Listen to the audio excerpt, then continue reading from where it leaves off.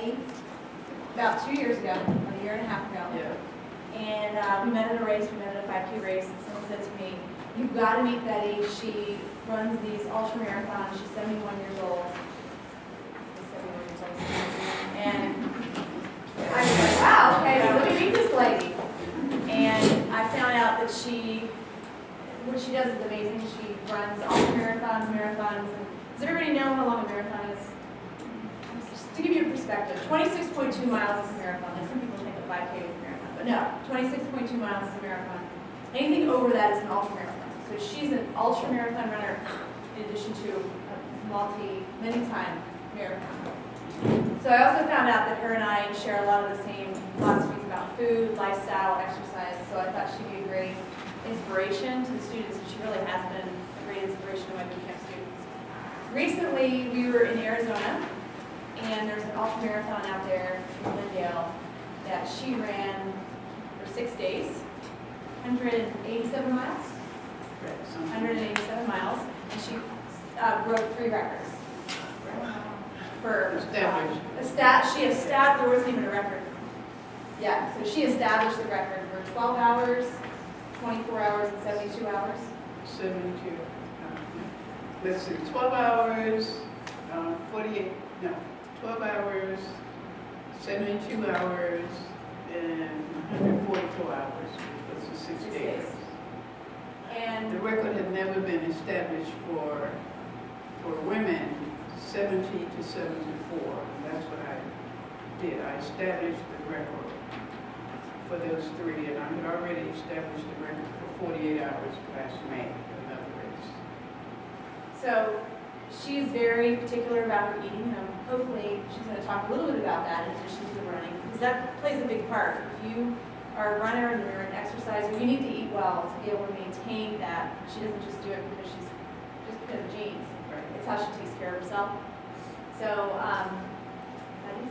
right. And Stephanie, you can help me with this. Oh, yeah. Thank you. Sure. Thanks very much for inviting me, and thanks for coming. I appreciate it very much. This may sound like it's not the truth, but it is the truth. It's really the truth. I started off 40 years ago or so, 43 years ago. My daughter was 3 years of age, and I was overweight and out of shape. And this was back in 1968, 69, 70. And I was really cool because I was smoking. Back then it was really cool to smoke. So I was smoking and eating junk food before McDonald's was invented. So we found a way to still eat junk food. And I was just out of shape, and I was heading toward a lot of stuff that was out there, and also in my family, like diabetes, and cancer, hypertension, and you name it. And this little kid tagged me and ran away and said, "Mommy, you can't catch me," and I couldn't catch her for sure. I couldn't catch her. And something, a little seed, kind of planted itself way in the back of my mind, and without really focusing on it and saying, I've got to do this, and then I'm going to change, and the next day I'm going to be this new person with a new diet, and everything is going to be great from then on. That didn't happen. What happened was I got a little bit of, passion to be available and be around for my daughter, to help her grow up, that I decided, without really focusing on it, and without really being very conscious of it, that I had better do something. Well, back then, this was like 1969, 1970, there was not very much information for people like me. Just lay people, not in the medical field at all.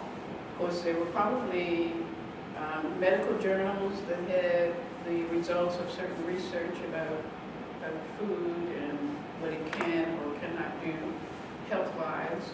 But I wasn't privy to any of that. So I did what most other people do when they want to lose weight or whatever. I went on these crazy diets. Anybody know about any crazy diets? You know about the crazy diets. Of course you do. We all know about the crazy diets. Only eat grapefruit. Didn't work, you know. Only eat half of what you normally eat. Didn't work. Even the Weight Watcher type of programs, for me, did not work. I had to find something, and I knew this back then. I knew I had to find something, some way to live, to eat, that I could hold on to for the rest of my life. And I needed to find it in such a way that it would not add to my health problems. I needed to have high quality food somehow and hold on to that.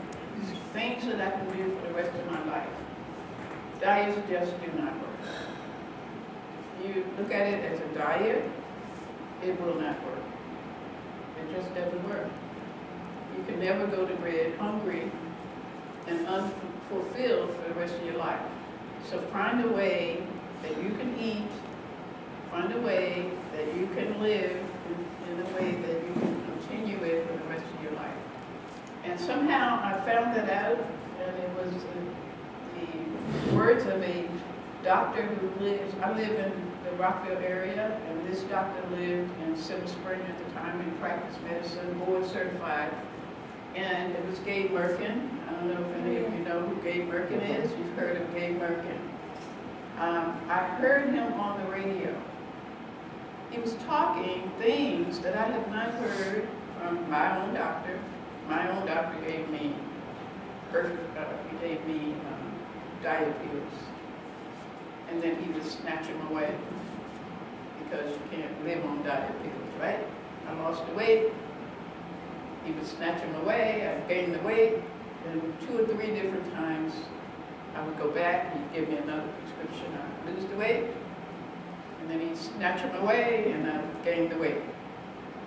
All of a sudden, here comes Dr. Merkin, and he's telling me, it seems like he was only talking to me.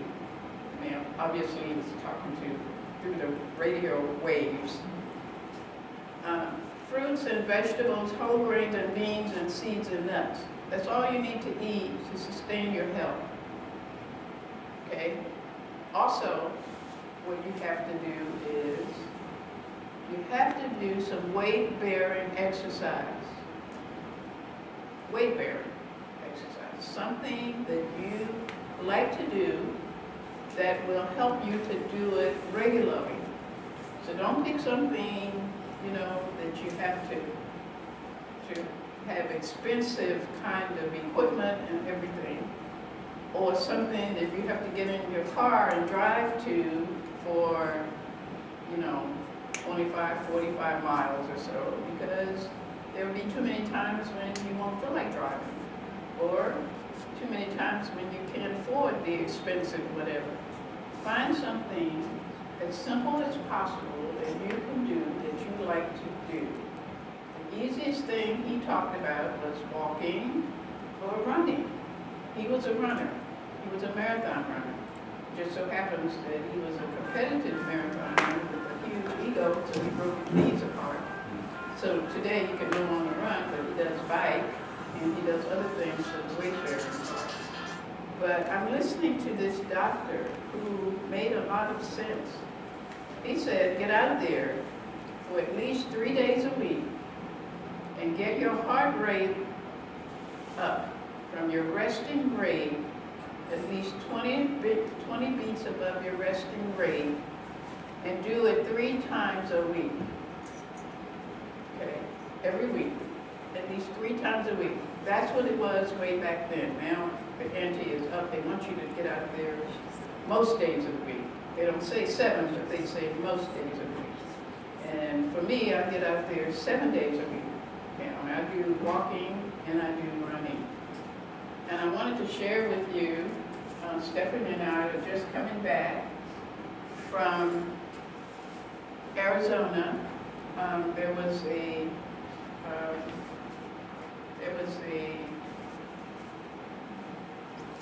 across the year's race. It started December 28th and it ended January 3rd.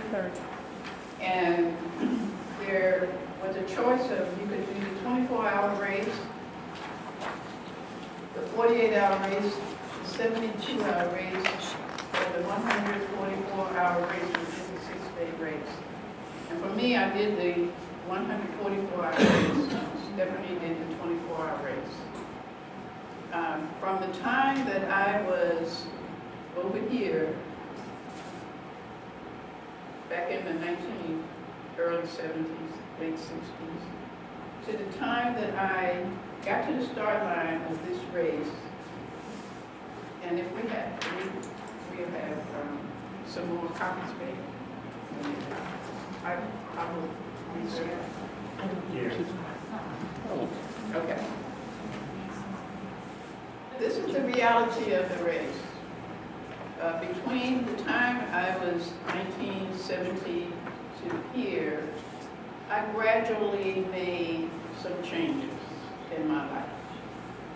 I found out, listening to Dr. Merkin, and then as time went on, more information became available, and now you can get information on the internet. That's great information because you can select information from like NIH-based research or University of California research, so you know you're on the right track. You don't have to do what I call the fly-by-night kind of easy gimmick kind of programs to take better care of yourself. You can really get extremely good, high-quality results of the research from entities like NIH or American Cancer Society. So that's what I'm still into. I'm still making changes because research continues to uncover new information that's valuable for today. But from the time I was smoking and cool to the time that I'm not smoking and I'm still cool at this race, I was able to get to the start line, and I bring my own food. I became a complete vegan. I don't eat anything that has a face or anything that comes from anything that has a face. So no cheese, no eggs. I do distilled water to the degree that I can. I bring my own food. I came up with a way to eat and a way to prepare my food that I named Yuck Nutrition. And I named it Yuck Nutrition because I have a friend whose husband was in trouble, overweight, diabetes, hypertension, and she put some yuck in front of him. Again, it's fruits, vegetables, whole grains, beans, seeds, and nuts. She didn't put that all in one dish, but she put it in front of him, and he took one look at all of those beautiful vegetables and said, yuck! And she was telling me about it, and it just stuck. So I call it Yuck Nutrition. So now yuck stands for yams, unsaturated fat, collard greens, and kale, or any of those good things. So I took my yuck in various oven-ready glass dishes, frozen. And Stephanie knows because I had a suitcase full of it. What they serve what they serve at these ultra races is not for me. It's okay if other people want, but I happen to know, because I've dug into the research, that your body needs high quality fat, carbohydrates, and protein. M&Ms and gummy bears will not do it. So I'm eating my yuck. I have a log. I'm logging in what I'm eating. I'm logging in other things along the way. 6 days is a long time to remember what you ate day number 1. So I can't remember that, so every time I eat something, I have the log section, I can just put a little dot in that space. So I have the food stuff across the top, and I have each hour of the race from 1, the first hour, down to 166 hours. So all I need to do, if I'm eating some yuck or something, and it's hour number 54, I just put a dot right in that space. So I can look back and I can see what it is that I had when I had it. Chia seed is a great part of my life now. It didn't start out that way, but as I said, I still dig into what's going on with the nutrition throughout all of the research that I can find about nutrition. Now, I am an ultra runner, and I have a team of doctors, and I bend their arms back, way back, to get the information that I need from them. Because they don't have this information in their medical books. I went to my podiatrist to say, 6 years ago or 7 years ago, I want to try to run in my bare feet. He couldn't go to the medical pool at age, whatever it was, 65 or whatever, to find out what I needed to do or not do. So what he said was, I don't think you should do that at your age. I said, that's not why I'm here. What I want you to do is look at my feet, watch me walk or whatever, and let me know whether or not, if I begin to try to run in my bare feet, am I setting myself up for injuries 2 years down the road, 1 year down the road, or whatever? Do you see anything that I'm doing, how I'm walking, that will preclude me from trying to run in my bare feet? That's what I want from you. And he did. He looked and he said, your feet are stable. I do have bunions, but they aren't bothering anything, so you can just go ahead and run. Try to do this in your bare feet. So I told him, thank you, and I will be checking back with you periodically. So I started running in more and more minimal shoes, and I did it on the track near the car in case something was up. Then I get in the car, put my shoes on, and go about my business. And I went back to this doctor 3 or 4 different times between the time I got started and the time I can now run in my bare feet. And for this race, I ran in very, very minimal shoes with no cushioning, and they had no arch support. All it did was cover my feet. And I had 3 pairs of shoes that I took with me to this race. And I never changed my shoes because these shoes, they called the One from Vigo Barefoot. These shoes worked so perfectly that I was afraid to change them. I didn't want to mess up something that was just great. Until the very end of the race, where I looked, and I would always check the sole, where I looked at my midfoot, part of the sole had worn some, so I had another pair of shoes that I changed into toward the end of the race. But it's true, I ran night and day. In Arizona, it's 80-something during the day and nice and sunny. And you have short sleeves and shorts on. And as soon as the sun goes down, it gets very, very cold. And it's 28 or so, and it's very, very cold. And they had a warming tent. Well, this entire race was staged outside. So there was no inside, except they did have one flush toilet. You could go inside the building. But otherwise, there was nothing that you could do other than warm yourself in the warming tent.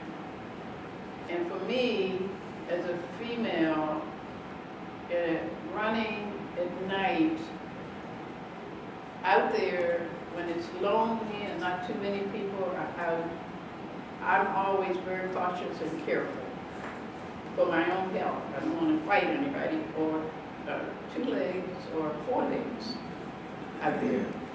So for me, I had this, I call not really wasting time, but I spend time to warm my hands and warm my feet at night. And I spend time time to wait for someone to come to finish the loop. By the way, the loop was 1 mile, just about 1 mile course. And I would wait for somebody to come who could run sort of my pace, and then I would follow them for as long as I could. And other than that, I was moving forward for the entire time of this 6-day race. And it's true, what I have on this paper, I estimate that I slept less than an hour. I think I slept maybe 35, 40 minutes total for the 6 days and 6 nights. I wasn't tired, I wasn't dragging, I wasn't sleeping. I had no muscle soreness, I had no muscle issues at all, I had no muscle stiffness. I took time periodically. I have rollers that I roll on. I know you know about the roller, the foam roller, that one that you can really, you know about the rollers. Well, I had rollers and I had hand rollers, and I was able to roll and roll the bottoms of my feet. I have a little foot kind of roller, and periodically I would do that. Prevention. I'm doing prevention. I'm on the floor in this warming tent, on my roller, and the floor, the tent was pitched on the cement parking lot. Okay, and I've got my little mat sort of in the corner, and I'm just doing my rolling periodically. And people will say, well, what are you doing? Are you hurt? No, nothing is hurting. I just want to keep it that way. So, taking care of yourself, it wasn't just getting out there, grabbing the M&Ms and whatever else they had. And they had an array of all kinds of food.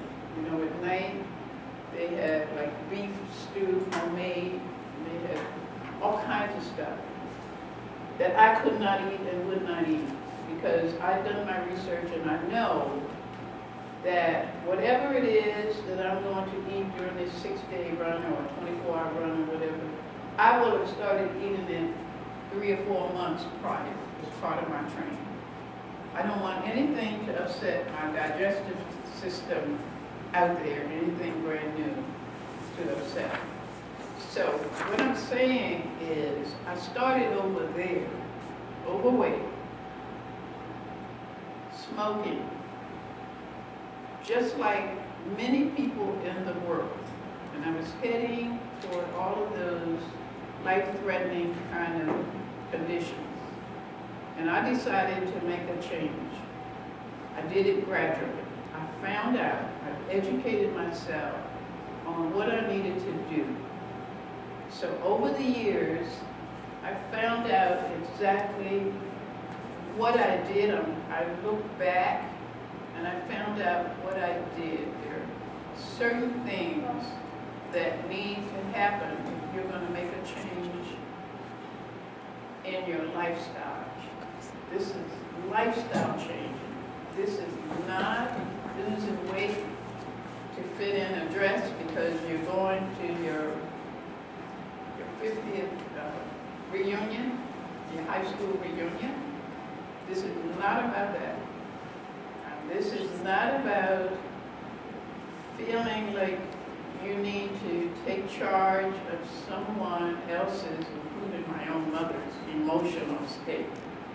When I started bringing my fruits and vegetables, whole grains and beans and seeds and nuts, in other words, my yuck, to the family's Thanksgiving dinner, and did not eat my mother's homemade turkey or homemade apple pie or whatever, I had to push away from myself just the sisters, the brothers, and others who were pulling me aside to say, you are hurting mother's feelings.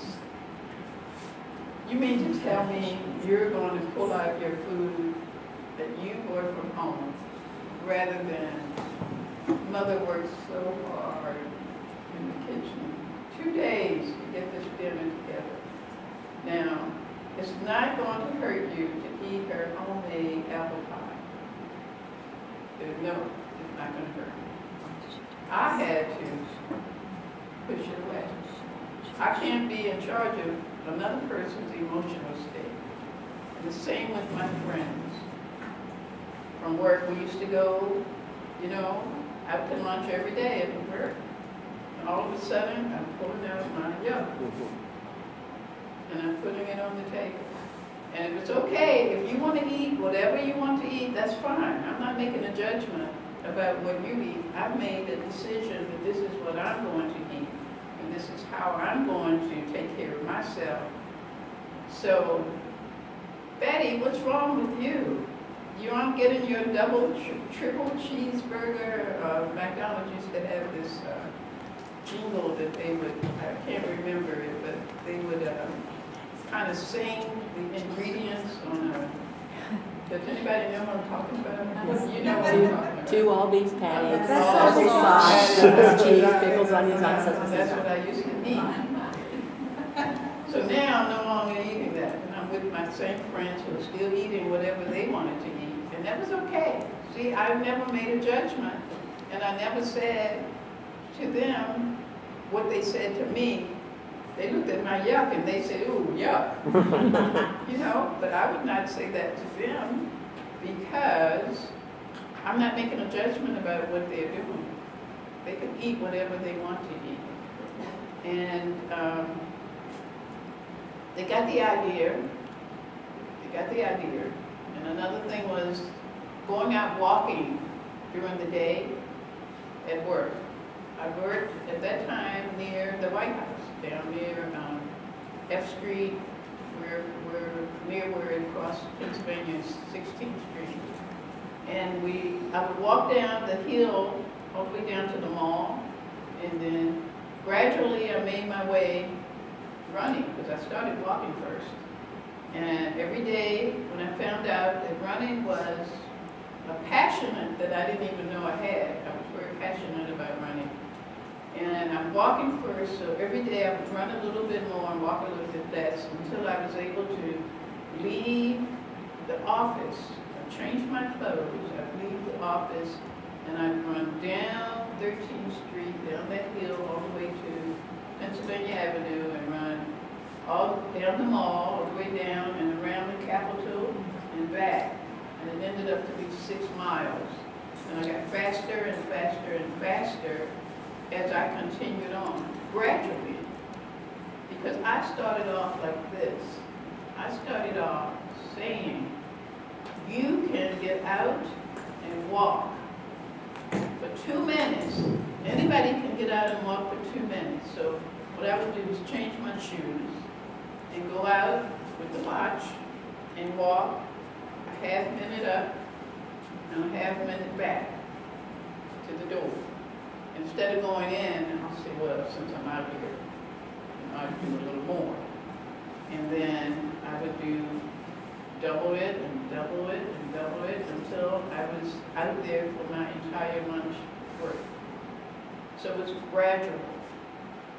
Everything I've done to change my lifestyle has been done in a very, very gradual way.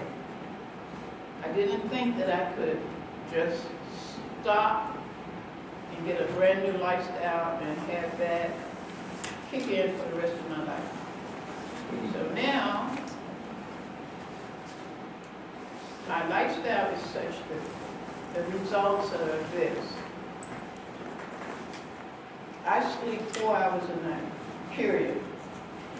That's all I need. I was in a research study and they did a study on a sleep study. I go into REM sleep, rapid eye movement sleep, immediately. Stay there for 4 hours and come up immediately. It takes most people maybe 3 hours to get down to that deep sleep. and maybe 1 to 2 hours to come up. So it takes you 3 hours to get down, you stay down for 4 hours and 3 hours to come up, you think you're sleeping all those hours. But it's not high quality sleep, so it doesn't count as rejuvenating, especially your brain. It doesn't count, because you're twisting and turning and trying to get down, or twisting and turning and trying to get up.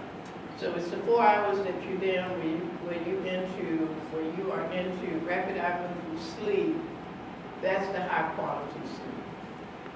Okay?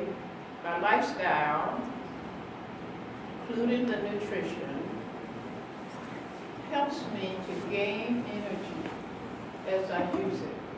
So I don't nap. I don't need a nap. For that 6-day race, I ran the second half of the race faster than the first half, which is almost impossible when you get beyond a 10-mile run. It's almost impossible to do what they call negative split, where you run the second half faster. If you look at my statistics from running this race, you will see that day 4, 5, and 6 were much, much faster than the first 3 days, because I gain energy as I use it. The way I run is chi running, and the shoes I wear are minimal shoes and no socks, no blisters, no muscle soreness. My form never broke down. Now, if you're out, and I know I have one ultra runner in here, if you look at some of the ultra runners out there toward the end of the race, this ear is almost on top of that knee because they've broken down, the form broken down, and they are hardly moving. And I know Stephanie knows that at this race in Arizona, there was one guy who was sort of like a zombie toward the end of the race. He was trying to go that way, but his body was going this way. And he had a cane. He had gotten a cane or a stick, and he was rocking, losing energy each time your body parts go a different way with your heading, you're losing a lot of energy because the form broke down. Well, in order for your form not to break down, there's a lot of work that you need to do gradually. And I do that work. I do 2 hours. And I'm not asking you to do 2 hours in the morning, but I do 2 hours of work every morning. So I don't stretch during my runs or before my runs or after my runs. I roll on a roller, I stretch, I do strengthening, and I do flexibility and balance and relaxation every morning for 2 hours. So that's a combination of core work on the floor. Anybody know about the plank? I can hold the plank, believe me, I can hold the plank to a count of 300. Okay, you know about the other difficult core exercises. My upper body is so strong, I do upper body weights, okay, for the strengthening. And I do the stretching of every muscle from the top to the bottom for the flexibility. And I do all kinds of Qigong exercises. If you know Tai Chi, there's another practice called Qigong that will help you with the energy flow in the body and the balance. And I also do Tai Chi for the balance and for the relaxation. And you can relax. And then afterwards, I do breathing. I do deep kind of breathing. And I do meditate every morning. You don't have to do that. You don't have to do it for 2 hours the way I do. But I would encourage you to look into it because it's a part of how you can